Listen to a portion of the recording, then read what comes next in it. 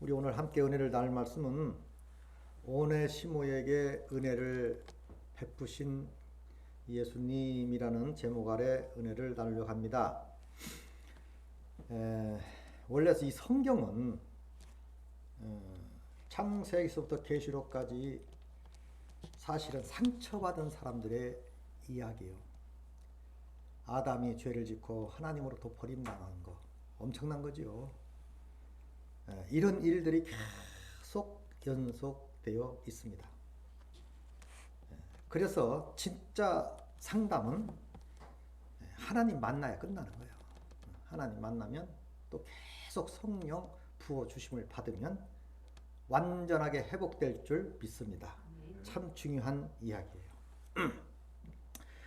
오늘 오네시모에 대해서 우리가 잘 아는 바지만 그냥 총론적으로 말씀을 드릴게요. 포괄적으로. 이 빌레몬과 오네시모 또 바울 이 세 사람이 크게 등장합니다. 이 오네시모는 바울을 옥중에서 이 1장을 보면은 1절 보면 그리스도 예수를 위하여 갇힌 자 된 바울과 및 형제 디모데는 우리를 사랑을 받는 자요 동력자인 빌레몬과 그 함께 이제 편지를 한다 그 말인데, 오늘 본문 말씀에도 뭐라고 기록되어 있냐면 갇힌 자 중에서 나은 자 이렇게 말합니다. 갇힌 자 중에서 나았다, 옥중에서 나았다 이 말인데, 우리 조금 그 감옥을 좀 로마 당시 때 감옥 여러 가지가 있겠지만 이때 당시에 갇힌 것은 사실은 옥중에 갇힌 게 아니고 연금된 상태입니다. 그래서 그 사도행전에 보면은 28장에 보면은 그 30절 31절까지 바울이 온 이태를 자기 셋집에 머물면서 자기에게 오는 사람들을 다 영접하고 하나님의 나라를 전파하며 주 예수 그리스도의 관한 모든 것을 담대하게 거침없이 가르치더라 그랬어요. 바울이 로마로 끌려가서 연금당합니다. 아마 이것은 뭐 제 추상적이고 역사적인 것은 추상적일 수 있어요. 너무 고대 시절이니까. 그러니까 그 역사적인 것은 100% 받아들이면 안 되고 그렇겠구나 라고 이해하고 가면 돼요. 당시에 아마 바울은 나을 때부터 로마 시민권이어서 그런지 몰라도 직접적 감옥에 쇠창살에 넣은 게 아니고 연금 상태였어요. 연금 상태. 그러나 자기가 마음대로 나가고 들어오고 이렇게 할 수는 없었고 연금되었기 때문에 아마 들어오는 사람들은 이렇게 맞을 수 있었던가 봐요. 그래서 말씀을 가르치고 이렇게 했는데 그래서 옥중에서 이제 바울을 이렇게 만나, 옥중에서 만났다, 옥중에서 나왔다, 오네시모를. 근데 빌레몬은 어떤 사람이냐? 빌레몬은 참 대단한 사람이에요. 믿음의 사람이고, 예루살렘 교회가 마가의 다락방에서 시작되어 예루살렘 교회가 탄생됩니다. 근데 이 골로새 교회는 골로새 교회는 빌레몬을 통해서 교회가 탄생돼요. 가정 예배로 시작해가지고 이제 골로새 교회가 세워지는데, 이 빌레몬이라는 사람은 참 대단한 사람입니다. 가만히 성경을 보면 꽤 영육간에, 원래 믿음으로 살면 좀 어려울 수도 있거든요. 근데 영육간에 풍족함이 있었던 것 같아요. 그래서 종들도 있었고 또 예수도 잘 믿고 그래서 그 교회로부터 골로새 교회가 가정 교회로부터 골로새 교회가 탄생되지 않았느냐 이렇게 봅니다. 그리고 사실 골로새 교회는 바울이 편지한 바는 있지만 직접 가서 개척한 바가 없어요. 그래서 그 추정입니다. 추정은 100% 믿지 말라겠어요. 그렇다는 얘기입니다. 추정을 보면 빌레몬이라는 사람이 예배소 교회에 바울이 거기서 잡혀있을 때에 거기에서 복음을 듣고 큰 은혜를 받고 이제 가정 예배를 드리면서 골로새 교회를 세우지 아니하였느냐 이렇게 보기도 합니다. 근데 그 안에는 오네시모라는 종이 살고 있었는데 이 종은 빌레몬의 노예였지요. 그런데 그 주인의 집에 했던 좀 뭐 금품을 훔쳤던 물질을 좀 훔쳐가지고 도망간 겁니다. 어디로? 로마로 도망갔어요.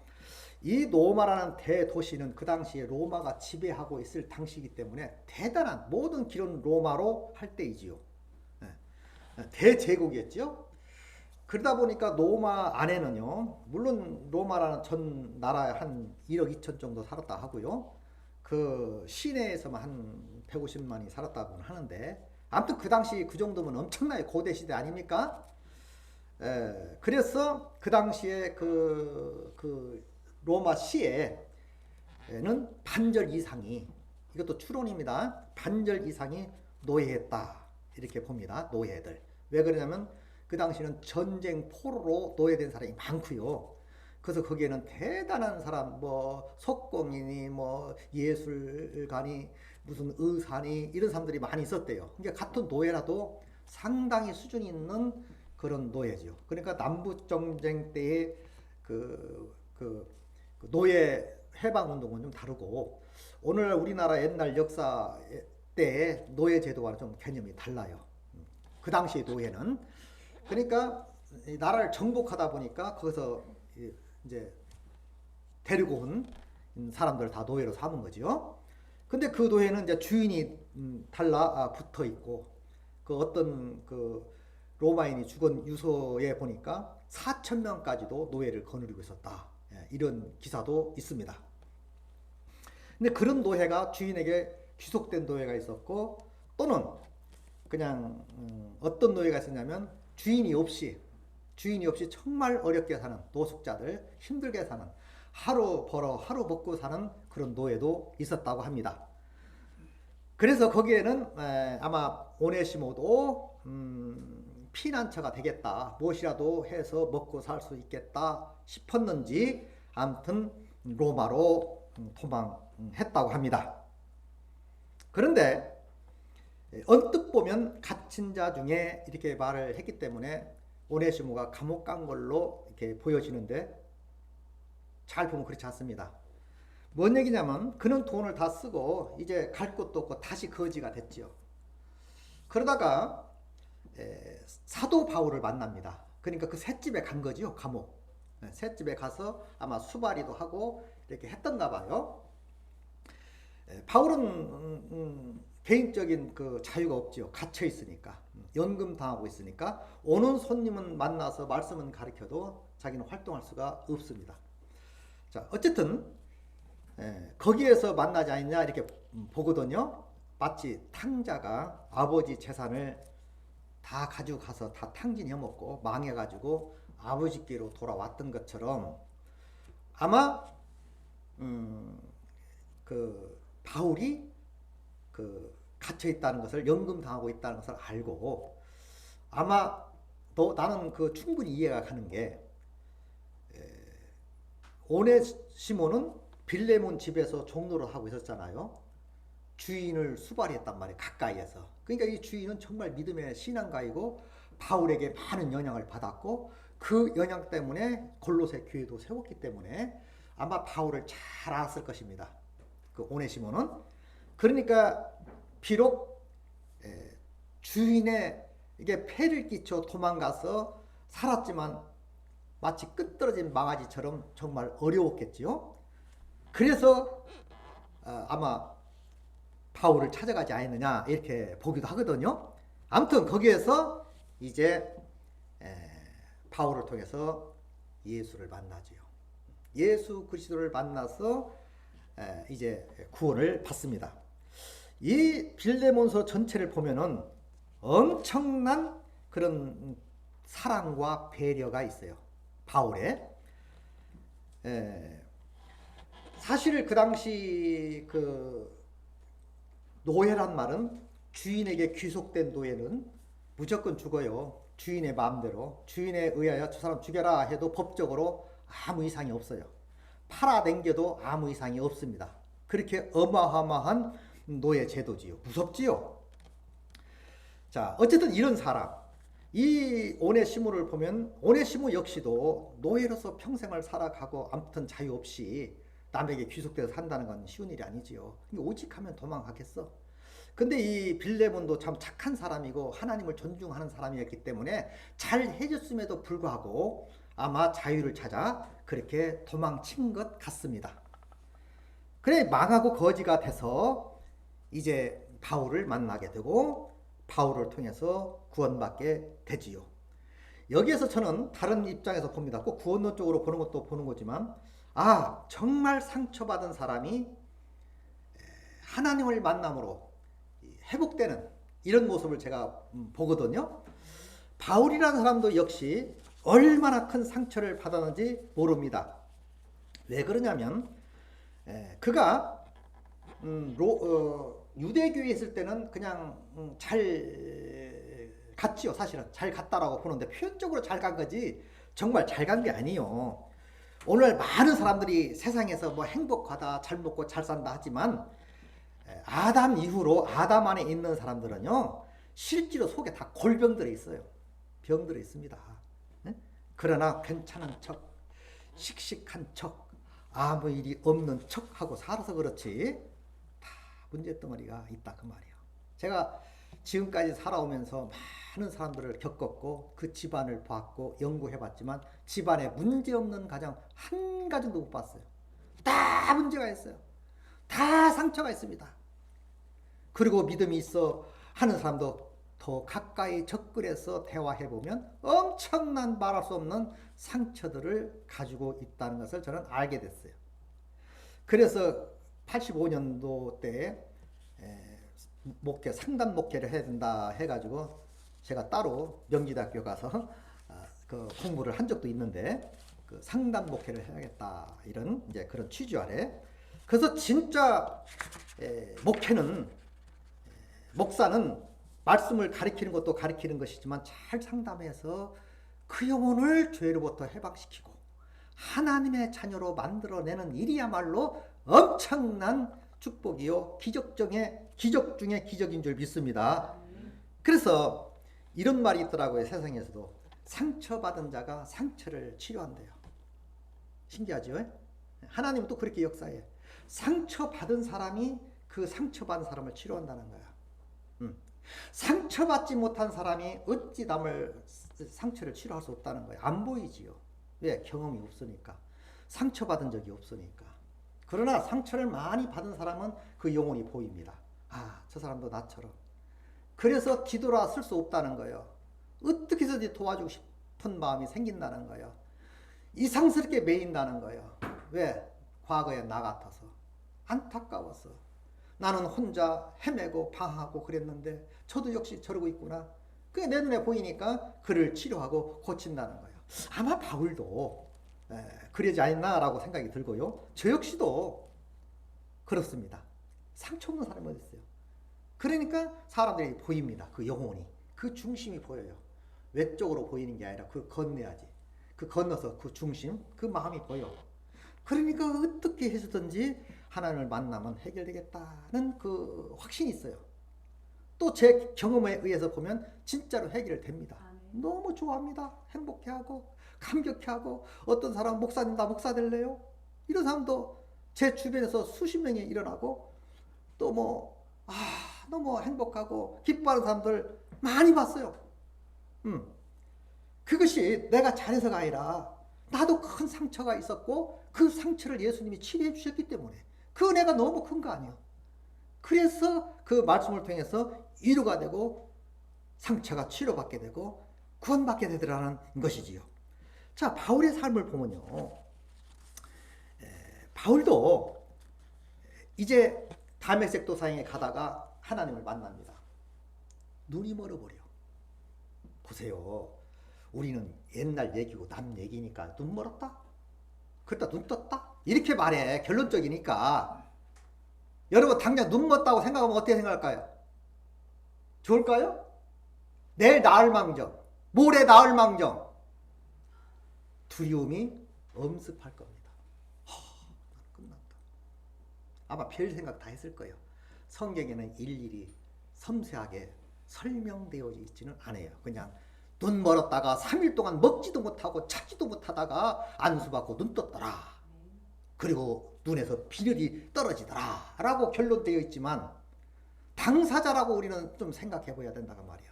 당사자라고. 내가 갑자기 암이다. 어떤 사람이 암 걸렸는데 삶을 정리해요. 절망하면서. 그러다 나중에 가보니까 오진이야. 오진이니까 막 죽이니 살리니 그러더라고요. 얼마나 그 상처를 받고 죽음을 정리하는 그 시점에서 남편이 자꾸 말하는 거예요. 아니, 당신 얼굴이 요즘에 좋아졌어. 좋아졌어. 아니, 아프다는 사람이 왜 그래?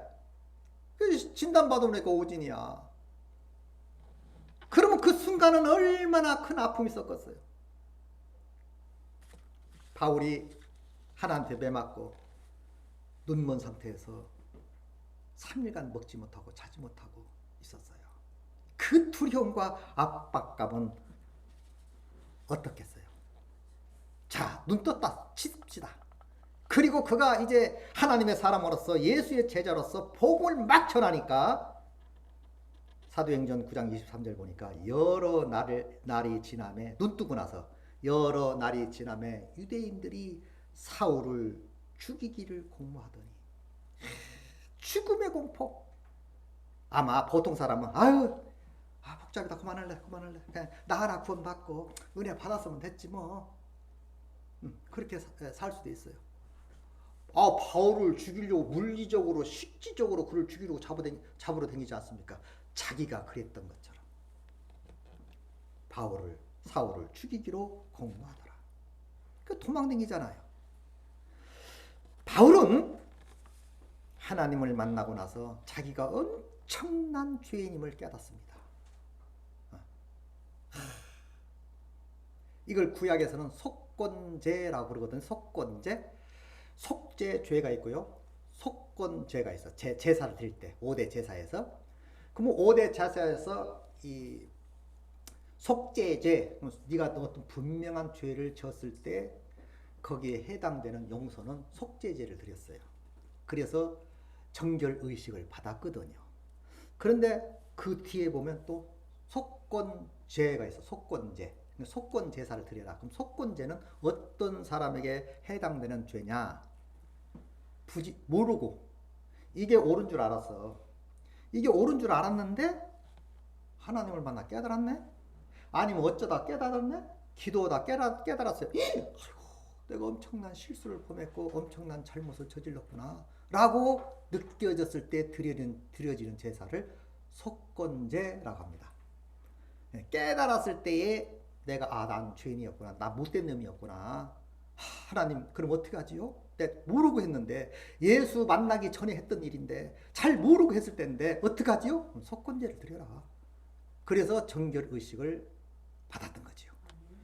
바울도 그가 눈 뜨고 나니까 이야 유대인들이 보이는 거예요.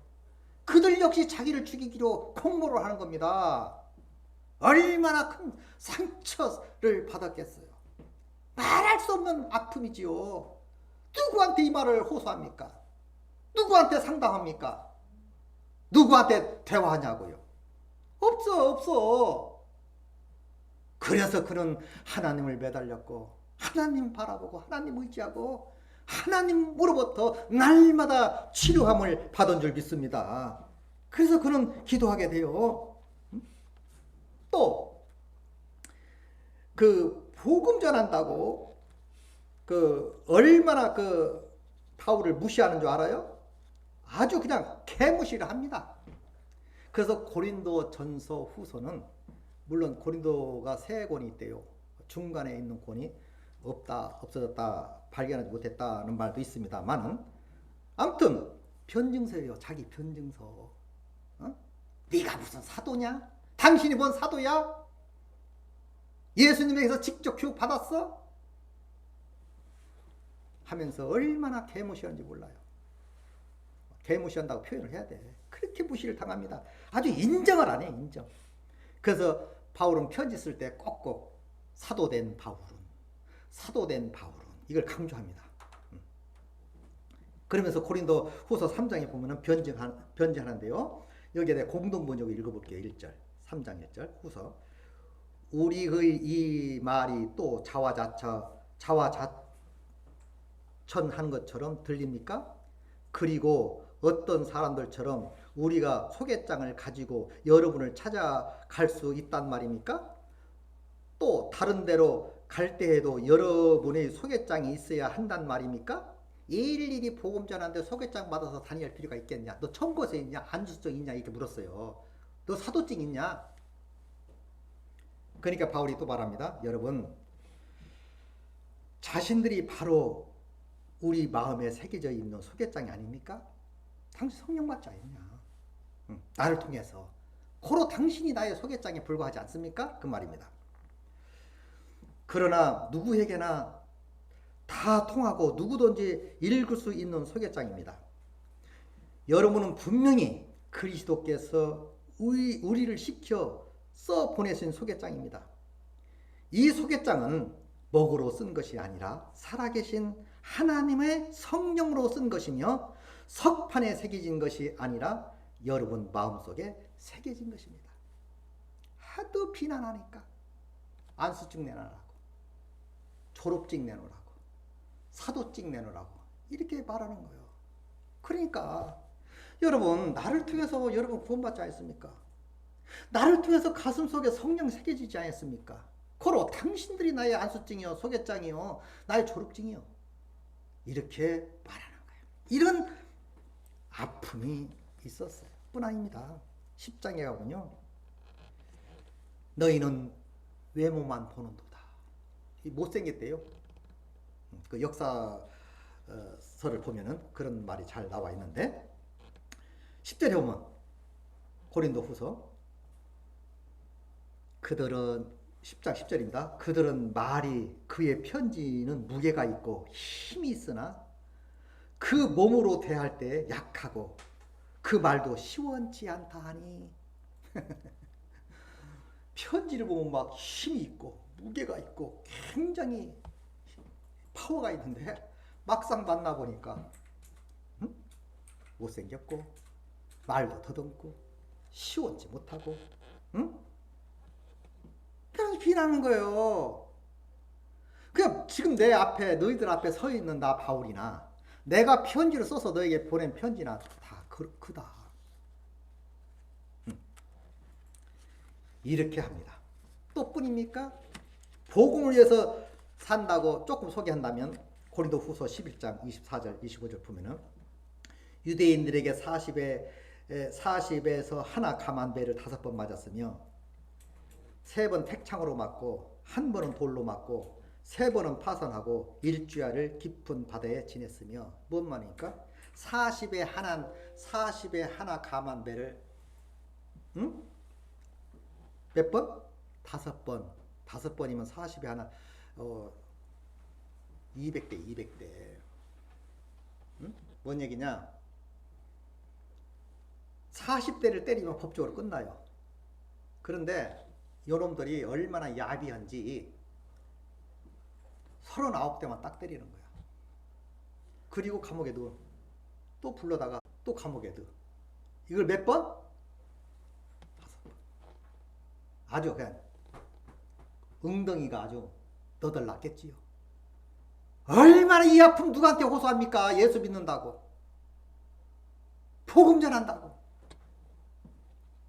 저는 거기에서 바울의 심정을 나름대로 읽어봅니다.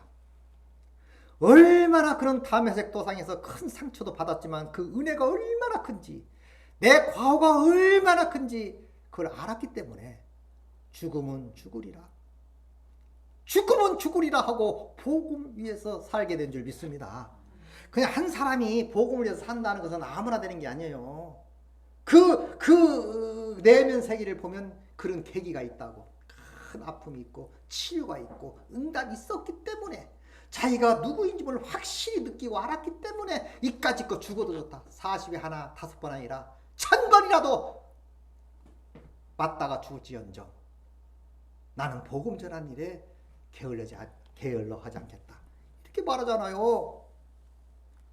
야, 40에 하나 가만 39대를 5번 맞았으니 이건 말로 표현할 수 없는 아픔이지요. 3번 태창으로 맞고, 한 번은 돌로 맞고, 3번 파산해서 일주일을 기쁘면, 그러니까 죽었다 하고 버렸어. 일주일 만에 일어난 거예요. 일주일 기절했다가 까무러쳤다가. 누가 돌봅니까? 누가 돌봐? 하나님이 돌봐준 줄 믿습니다. 그는 스스로 그걸 깨달은 거예요. 하나님밖에 나를 위로할 자가 없고 하나님밖에 나를 치료할 자가 없고, 그 하나님이 어떠한 분인지 그는 삶을 통해서 완벽하게 깨달았어요. 그러고 말합니다. 26절. 여러 번 여행해서 강의 유혹과 광도의 유혹과 동족의 유혹과 이방인의 유혹과 신의 유혹과 강의 유혹과 바다의 유혹과 거짓 형제 중에 유혹을 당하고, 또 수고하며 애쓰고 여러 번 자지 못하고 굶주리며 목마르고 여러 번 굶고 죽고 헐벗었노라.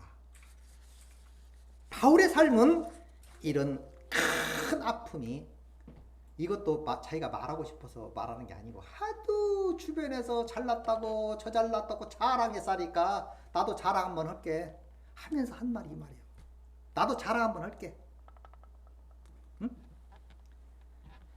이런 내 고사하고 내가 마음적으로 내가 애쓰고 정말 내가 힘든 것은 여러 교회를 위함이라. 이렇게 표현합니다.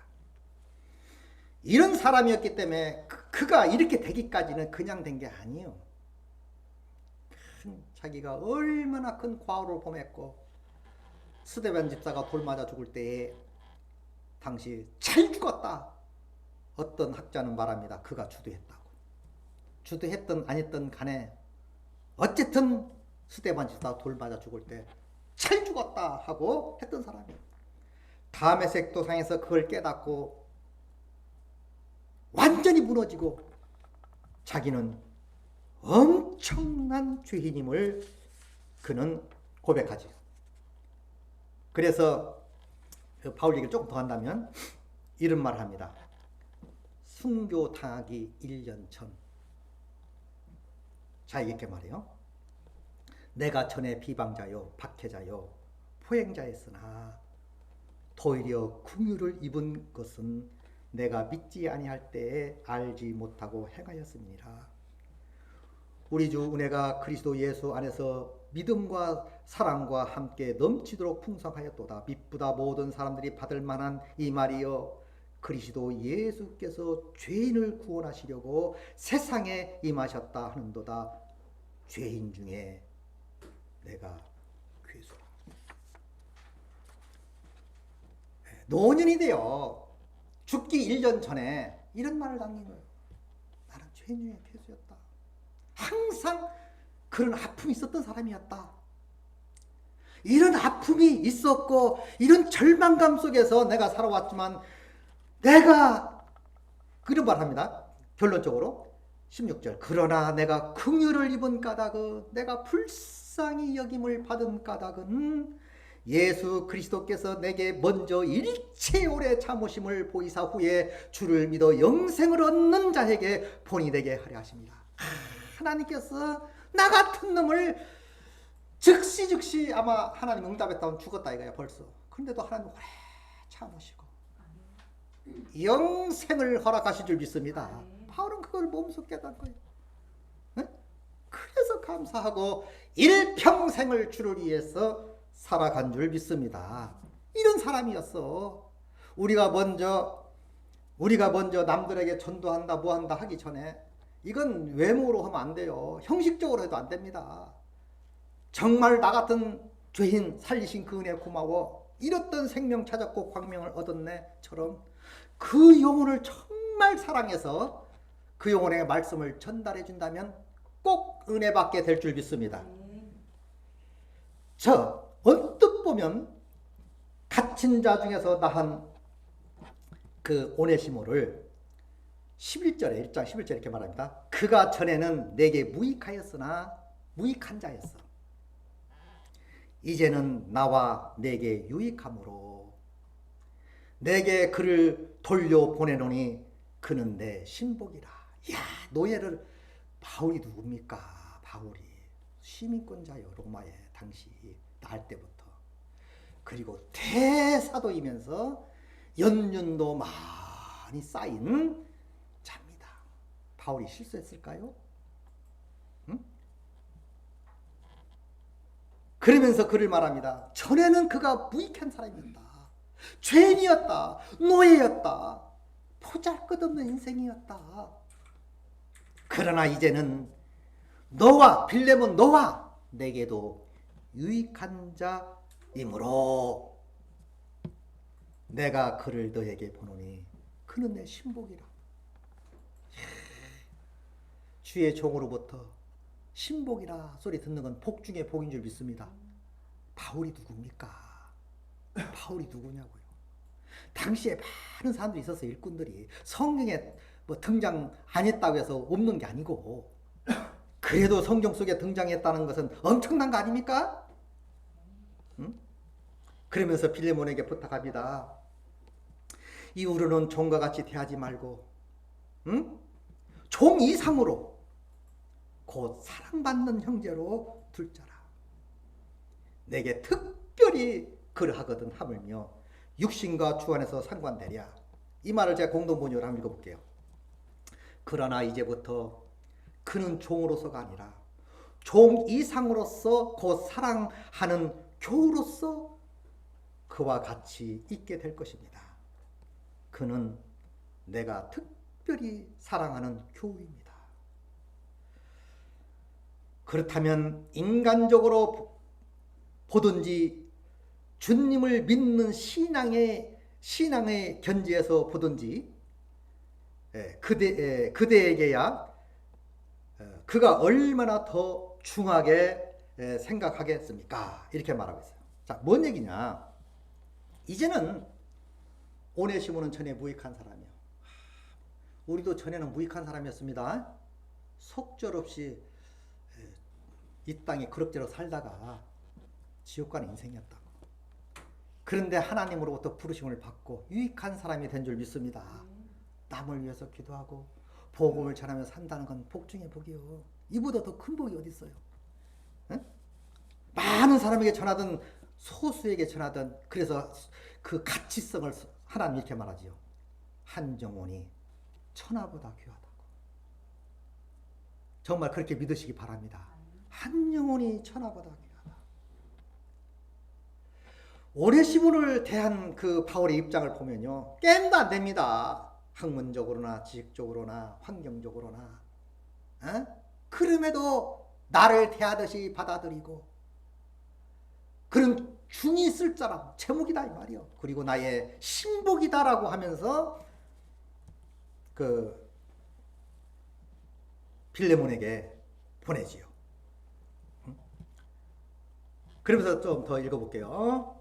18절, 17절. 그러므로 내가 나의 동력자로 할진대 그를 영접하기를 내게 하듯 하고, 아주 그냥 그 오네시모를 갖다가 바울로 그냥 올려놓는 거예요. 친구처럼. 형제라 그래. 바울이 형제라, 나의 동력자라. 응? 그러면서 나를 영접하듯이 너 영접해. 나를 영접하라. 이렇게 말합니다. 그 빌레몬이라는 사람도 바울에게 엄청난 은혜를 받았고요. 그 삶이 윤택하게 사는 것도 전적인 바울의 은혜였다고 그래요. 그래서 이런 말도 해요. 내가 명할 수도 있다 너한테. 강권적으로 명할 수도 있지만 내가 부탁한다. 명할 수도 있지만 내가 부탁하겠다. 너도 나에게 빚진 자야. 물질적 빚이 아니겠지. 엄청난 은혜를 받고 그가 행복한 삶을 살며 누리며 교회를 세울 수 있는 복은 바울을 통해서 은혜를 받은 거거든요. 빌레몬이. 그러니까 내가 명할 수도 있지만 내가 부탁한다. 그리고 또 보내야 할 이유가 있었어요. 그 빌레몬에게. 그러면서 이제 그 사람을 붙여서 이제 보내는데요. 자, 그 보내는 얘기는 좀 이따 하고요. 내게 대하시하고 그가 만일 내게 불의를 하였거나 내게 빚진 것이 있으면 그것을 내 앞으로 계산하라. 나 바울은 친필로 쓰노니 내가 갚으려니와 내가 이외에 내 자신에게 빚진 것은 내가 말하지 아니하노라. 뭐냐, 너는 나에게도 빚진 건데 내가 말하지 않겠다 이 말이요. 근데 내가 갚겠다. 그 당시 역사적으로 보면 빚진 자 도망쳤는데 노예가 도망쳤는데 이렇게 감춰졌다든지 보호했다든지 하면요. 그때 그 피해 보상을 감춰준 자가 갚아야 된답니다. 그러니까 아마 그것을 역사적으로 그 당시에 실정에 의하여 내가 갚겠다. 걔에게 뭘 묻지 마라. 내가 갚을 테니까. 예. 하여튼 너 받아주고 용서해줘라. 예, 이런 얘기를 하는 겁니다. 자, 19절 말씀 볼게요. 나 바울로가 이것은 공동번역입니다. 그것을 다 갚겠다. 그렇게 친필로 보증하는 것이다. 그대가 지금만큼 된 것도 나의 덕인 것이 사실이지만 나는 그대에게서 그 값을 요구하는 것은 아닙니다. 나는 너에게서 얼마든지 요구할 수 있지만 그렇다 해서 내가 너한테 요구하지 않겠다. 이렇게 말합니다. 자, 그러나 14절에 이런 말이에요. 다만 내 승낙이 없이는 내가 아무것도 하기를 원치 아니하노니 이는 너희 선한 일이 억지같이 되지 않게 하고 자의로 되게 하려 함이니라. 근데 억지로 하지 말라는 거예요. 정말 사랑으로 자의로 되게 하듯이 해라. 테스트한 것도 아닙니다. 바울은 필레몬을 신뢰하는 사람이에요. 오네시모처럼. 그만큼 신뢰하기 때문에 그에게 부탁하는 거예요. 야, 이렇게 부탁할 수 있는 성도가 있다는 것도 바울로서는 복받은 거지. 대단한 겁니다. 얼마나 신뢰했으면 그 죄인을 갖다가 보내면서 그렇게 부탁을 합니까? 응? 그러나 오네시모가 아마 바울이 연금되어 있을 당시 때 수족처럼 도왔던가 봐요. 그래서 내게 좀 두었으면 좋겠다. 내게 너에게도 유익하고 크게 이 오네시모가 훗날에 아주 훌륭한 사람이 되었다는 말이 있어요. 자, 어쨌든 17절 말씀 다시 봅니다. 그러므로 내가 나의 동력자로 할진대 네가 나를 동력자로 하냐? 그러면 그를 영접하기를 내게 하라. 이렇게 말하죠. 네가 나를 동력자로 한다면 나를 대하듯이 해라. 얼마나 그 오네시모에게 신뢰를 줍니까? 확신. 이것은요, 사랑받은 자만이 할 수 있는 일인 줄 믿습니다. 사랑받은 자만. 바울은 하나님에게서 엄청난 사랑을 받았고 말할 수 없는 은혜를 받았고 입었습니다. 그래서 그는 그의 사랑의 사랑으로 변화가 된 거지요. 하나님의 큰 사랑을 받지 못하고는 이 사랑을 할 수가 없어요. 솔직히 한다 할지라도 외식하게 되고 가식하게 되고 자꾸 하다 보면 승질나고 짜증나고 그러죠. 그렇지 않습니까? 언제까지 내가 너를 도와야 돼? 내가 언제까지 너를 사랑으로 대해야 돼? 그러나 바울은 차원이 달라요. 차원이. 은혜 받은 차원이 다릅니다. 그래서 저는 지금도 바울을 보면 숙연해져요. 어떻게 저렇게 할 수 있나? 예수님이야 뭐 육신적으로 오셔서 우리와 같이 되셨고 하나님이시니까 그랬다 치고 그렇다고 예수님을 뭐 한다는 건 아니지만 말할 것도 없는 본질이니까. 그러나 그 예수의 제자로서 어떻게 보면 우리가 똑같은 거지요.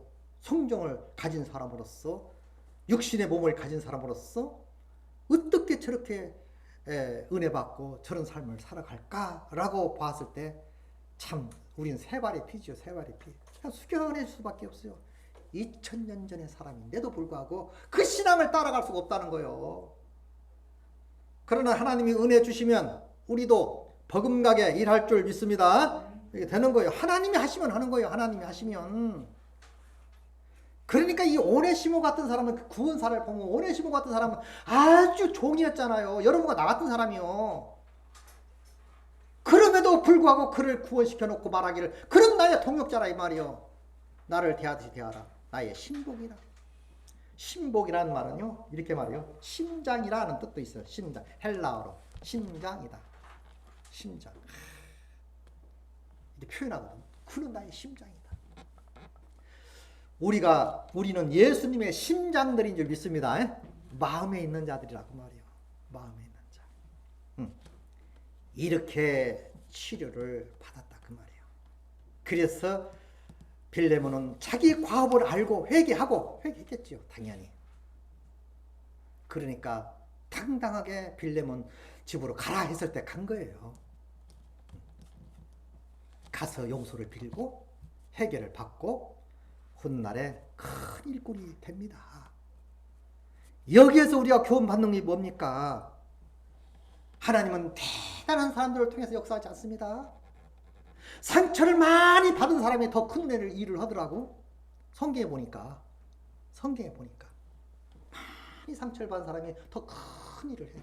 가만히 보니까 별 상처 없는 사람이 일 크게 못해요. 세상에서도 그래요.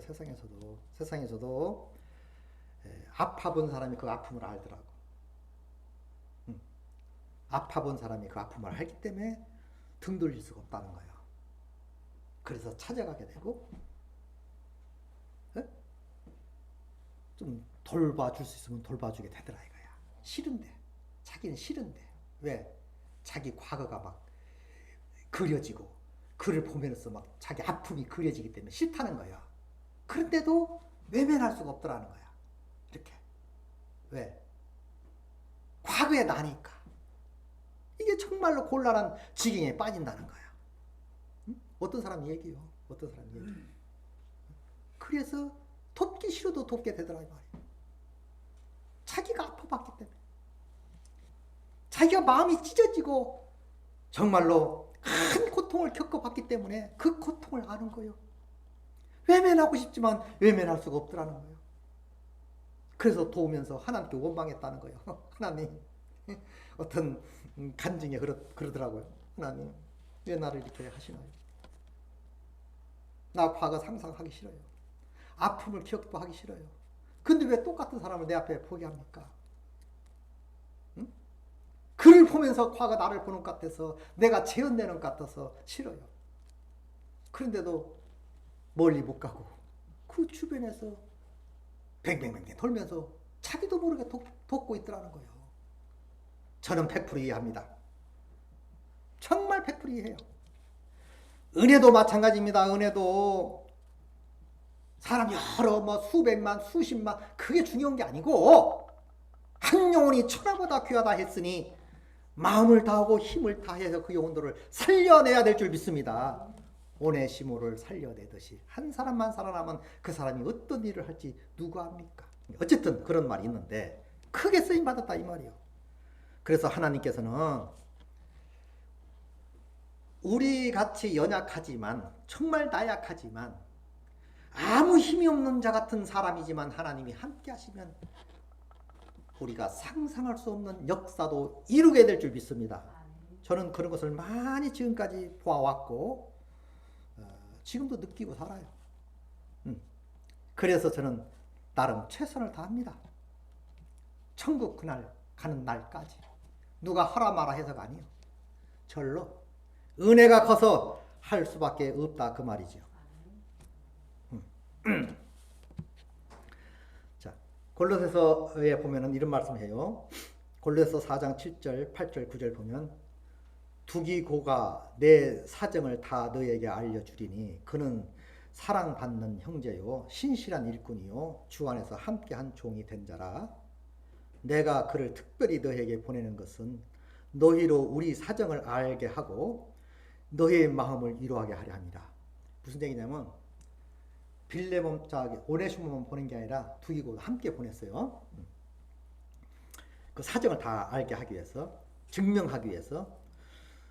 그러면서 말합니다. 9절 신실하고 사랑받는 형제 오네시모와 함께 보내노니 그는 너에게서 온 사람이라. 그들이 여기 있다가 다 너에게 알려주리라. 너에게서 온 사람인데 얘가 완전히 나 만나서 변화받았어. 하나님의 사람이야. 신실한 자가 됐어. 신실한 자다. 다시 너에게 보낸다. 이렇게 해서 두기고와 함께 보내죠. 자, 필립은 당연히 용서했겠죠. 당연히 받아들였다 이 말이에요. 이게 그 하나님께서 우리를 위해서 이루어 놓으신 하나의 작품들입니다. 대단한 작품이지요. 오늘날도 마찬가지로 여러분과 저를 그런 작품의 세계로 우리를 인도해 주실 줄 믿습니다. 후원해 내야 돼. 많은 사람들을, 많은 영혼들을, 많지 않아도 한 사람이 천하라니까. 한 사람만 얻어도 여러분 인생 끝난 거예요. 다 얻은 겁니다. 그래서 그 영혼을 위하여 우리는 최선을 다하는 여러분 되시기 바랍니다. 그래서 우리는 희망이 있는 거야. 항상 감사하고 기뻐하고 오늘 또 승리하는 여러분 되시기 바랍니다.